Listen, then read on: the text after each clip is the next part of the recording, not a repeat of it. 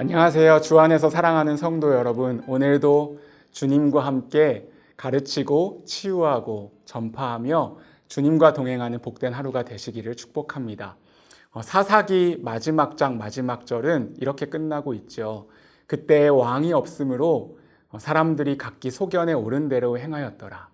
이 사사기의 마지막 부분과 오늘 우리가 살펴볼 사무엘상 앞부분은 연결이 됩니다. 그렇게 하나님의 통치가 없기 때문에 영적으로 어두웠던 시대, 그 영적으로 어두웠던 시대를 하나님이 어떻게 밝혀주실까요? 사무엘상 1장은 한나의 기도가 나옵니다. 그리고 2장에서는 한나의 주님을 향한 찬양, 한나의 노래가 나오고요. 그리고 3장에서는 하나님으로부터 부르심을 받는 사무엘의 모습이 나오죠. 특별히 오늘은 사무엘상 2장 30절을 함께 살펴보고 싶습니다. 그러므로 이스라엘의 하나님 나 여호와가 말하노라. 내가 전에 내 집과 내 조상의 집이 내 앞에 영원히 행하리라 하였으나 이제 나 여호와가 말하노니 결단코 그렇게 하지 아니하리라. 나를 존중히 여기는 자를 내가 존중히 여기고 나를 멸시하는 자를 내가 경멸하리라. 여기 이 말씀에 보니까 하나님을 존중히 여기는 자를 하나님께서 귀히 여기신다 말씀합니다. 하지만 하나님을 멸시하는 자를 내가 멸하겠다 말씀하시죠. 그리고 이 말씀이 그대로 이루어지는 것을 볼 수 있습니다. 엘리 제사장이 그 당시에 제사장이었죠. 그런데 엘리와 엘리의 두 아들 홈리와 비느하스는 하나님 앞에 범죄합니다. 그리고 영적으로 우둔하여져 있었습니다. 홈리와 비느하스는 여호와께 드리는 제사를 멸시하였어요. 그리고 하나님 앞에 크게 범죄하였죠. 그리고 그를 제대로 가르치지 못하였던 것은 바로 이 엘리 제사장의 책임이 컸겠죠. 특별히 사무엘상 3장 1절에 보니까 그 시대를 그대로 대변해 주듯 이렇게 말씀해 주고 있습니다. 아이 사무엘이 엘리 앞에서 여호와를 섬길 때에는 여호와의 말씀이 희귀하여 이상이 흔히 보이지 않았더라. 하나님의 말씀이 희귀했다라고 쓰고 있습니다. 그리고 이상이 흔히 보이지 않더라. 영어로 보니까 하나님의 비전이 보이지 않았던 시대. 왜 그럴까요? 왕이 없으므로 각기 소견에 오른 대로 행하였고 그 시대에 영적인 책임을 졌던 엘리가 그 책임을 제대로 지지 못했기 때문이죠. 저는 이 3장 1절을 보면서 하나님 앞에서 많이 돌아보고 회개하였습니다. 그리고 지금도 영적인 부담감을 갖고 있어요. 결국은 그 시대에 영적인 제사장의 역할을 감당하는 하나님의 지도자가 정말로 소중할 텐데 그 지도자가 하나님 앞에서 제대로 서 있지 않고 영적으로 우둔하여지고 또 다음 세대들을 책임지지 못하면 결국 이러한 상황이 발생하게 되는 것이죠. 이렇게 엘리 제사장은 점점 더 몰락하게 됩니다. 왜 그래요? 하나님을 존중히 여기지 않았기 때문이죠. 하지만 그와 반대로 하나님은 하나님의 사람들을 보내셔서 그 영적인 어두운 시대를 밝히시는 모습을 볼 수 있습니다. 3장 3절에 보니까 그렇게 영적으로 우둔한 시대, 어두운 시대에 이렇게 말씀해 주고 계세요. 하나님의 등불은 아직 꺼지지 아니하였으며 사무엘은 하나님의 궤에 있는 여호와의 전 안에 누웠더니 이렇게 여전히 하나님의 소망은 계속되고 있습니다. 등불이 아직 꺼지지 아니했대요. 누가 준비되어 가고 있는 것이죠? 바로 사무엘이죠. 사무엘이 어떻게 탄생하게 되었나요? 아이가 없어서 슬퍼하며 주님 앞에 기도했던 한나의 기도를 통해서 사무엘이 탄생하게 되죠. 사무엘상 1장을 보면 한나가 하나님 앞에 간절히 기도하게 됩니다. 아마 이 한나의 기도는 이인호 목사님의 말씀을 통해서 여러 차례 여러분들이 들으셨을 거예요. 하나님 앞에 간절히 기도했던 이 한나는 하나님의 마음을 깨닫게 되죠. 그래서 하나님과 심정이 통하였다라고 말씀합니다. 자녀가 없어서 안타까워하는 이 한나는 하나님의 그 시대에 하나님의 사람이 없어서 안타까워하는 주님의 마음을 깨달아 알았던 것 같습니다. 그래서 뭐라고 주님 앞에 고백하나요? 하나님 저에게 자녀를 주시면 그의 평생을 여호와께 드리겠나이다 라고 고백하죠. 그리고 하나님께서 귀한 자녀 선물 사무엘을 허락해 주십니다.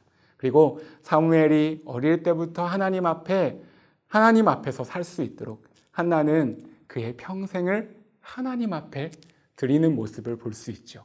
그리고 이 사무엘은 하나님 앞에서 귀하게 세워지게 됩니다. 여호와와 사람들 앞에서 점점 은총을 받게 되고요. 그리고 이 사무엘상 3장에 보니까 하나님의 말씀으로 귀하게 세워지죠. 주여 말씀하옵소서, 주의 종이 듣겠나이다. 그렇게 고백했을 때 하나님께서 비로소 이 사무엘을 부르십니다. 사무엘에게 주님께서 말씀하십니다. 등불이 꺼지지 않고 이 사무엘을 통해서 이스라엘의 역사가 새롭게 쓰여지게 되는 것을 볼 수 있죠. 결국은 영적인 어두운 시대를 밝히는 것은 무엇인가요? 그것은 한나의 기도이죠. 한 사람의 기도는 시대를 새롭게 쓸 수 있습니다. 그리고 살아계신 주님은 그 기도를 통하여서 역사하시죠. 그리고 그렇게 기도를 통해서 낳은 사무엘이 주의 말씀을 붙들며 한 걸음 한 걸음 주님 앞에 나아갈 때 단에서 브엘세바까지, 오늘 우리나라로 표현하자면 한라에서 백두까지 모두 다 이 사무엘이 하나님의 사람이라는 것을 알게 되고 그가 하는 모든 말씀들마다 하나도 땅에 떨어지지 않고 귀하게 이루어지는 것을 볼 수 있습니다.